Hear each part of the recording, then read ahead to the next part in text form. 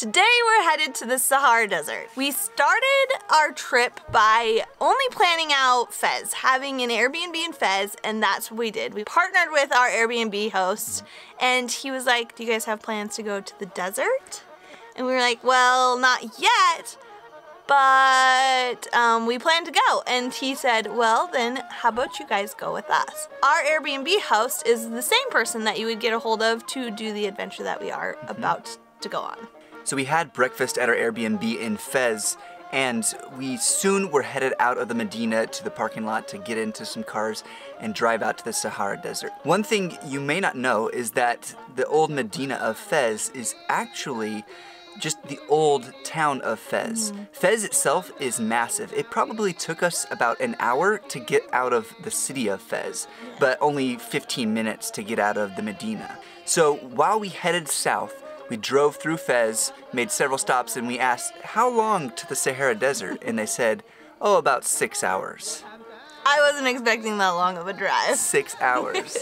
After leaving Fez, we drove for about an hour, and our driver and friend just asked if we had had breakfast. We said yes, but they wanted to stop and have a cup of tea, as Moroccans like to do. So we stopped at a little cafe. He said it was a Berber village, and we noticed that the prices were actually half the price of anything that we had found in the Medina. I got an avocado juice, which was amazing, so much better than I expected. And that was only 8 dirham? Dirham, and then I had a coffee which was only 5 dirham. So less than $1 each for both of those.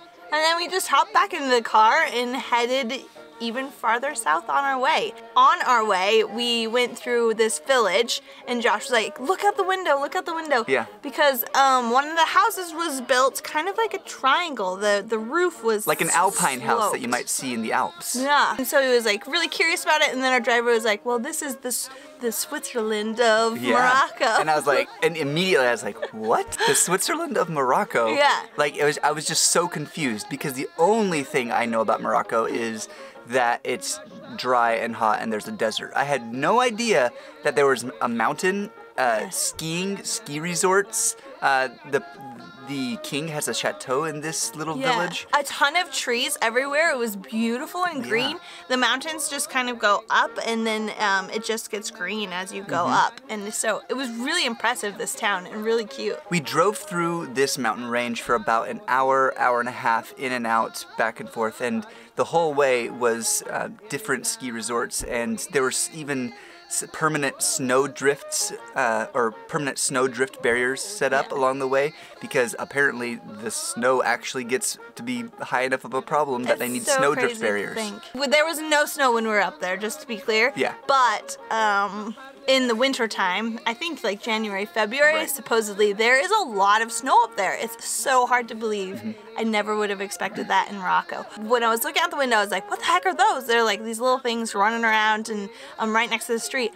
They were freaking monkeys up in these high mountains that get snow. And I was like, I asked our guide, these monkeys hang out in the snow, and he was like, yeah, and they just go up in the trees and they sleep. And they were woolly monkeys too. They had like thick, curly fur. It was really interesting. I'd never seen a monkey like that. I had no idea that monkeys lived in the mountains other than like gorillas in some Asian country. Tropical. I don't know. Yeah, like that's all I had known. Yeah, I did not expect free roaming monkeys. Like, and our driver didn't stop, so I'm not sure if they're safe or anything, but we just drove right past them. All right, so we have stopped for barbecue, and we're gonna have some, what is it, made from, in the tagines? Nice, looking good. The last couple days we've been having tagine. This is a tagine. This is what they use when they're cooking the meat. I guess there's coals underneath, and then the moisture is cooking whatever's inside this little top here, and they just lift it up and the food's on the inside.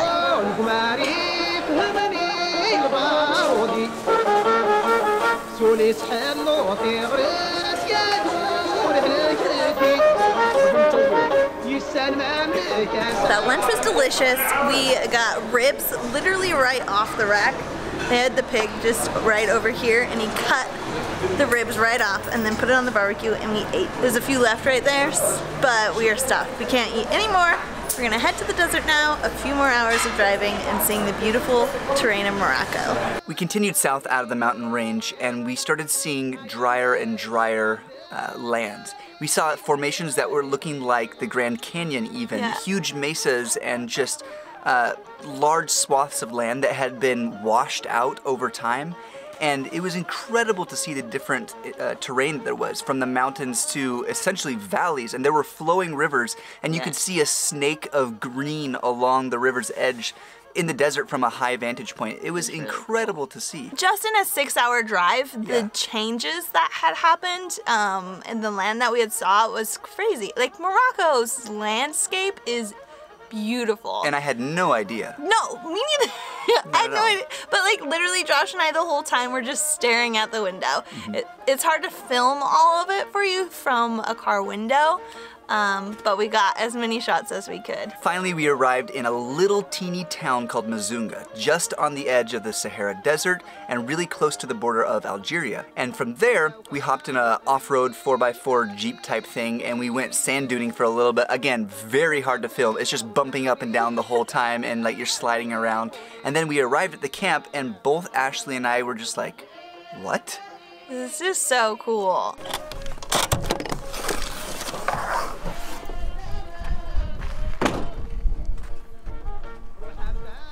We've made it to the Sierra. Nope. Sahara. Sahara. We made it to the Sahara Desert. There's sand everywhere, and we're staying at this camp at night. I'm really excited about it. It should be really cool. I had no idea what to expect. Let's touch the sand. It's really yellow, like reddish. Color is really cool. It's totally different from Qatar.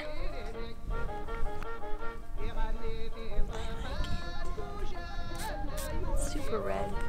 Don't want to get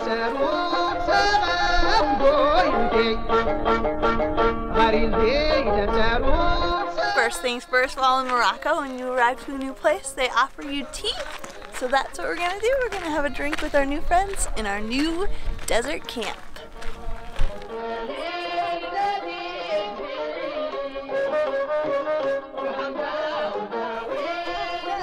We heard about it in Qatar, how in the cooler seasons they camp out in the desert and stuff.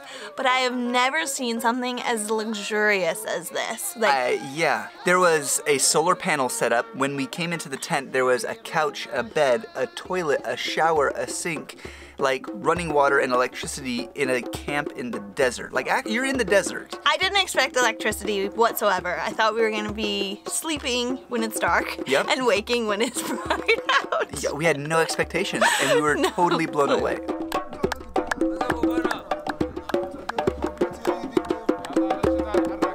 We've arrived to our Sahara camp and we've already sat out and looked at all the beautiful stars in the dark, and now we are being served a 4-course meal in a dinner tent. It's so beautiful and I'm so excited. We're starting with some soup, which is like a vegetable soup and it's so creamy. And then we have bread, olives, he's gonna bring us salad, we're gonna have chicken, and then dessert. It's gonna be awesome.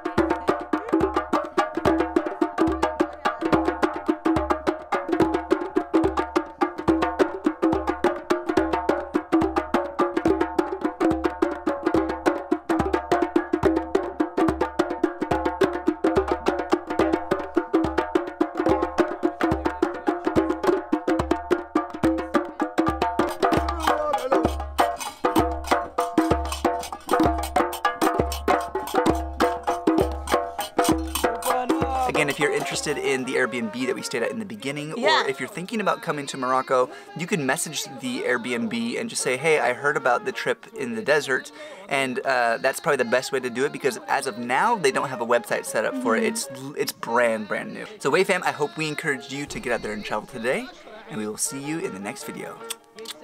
Sabah al khair. Sabah al khair. That might be good morning, and it might be good evening. We're not sure which is which, but Sabah al khair. Yeah.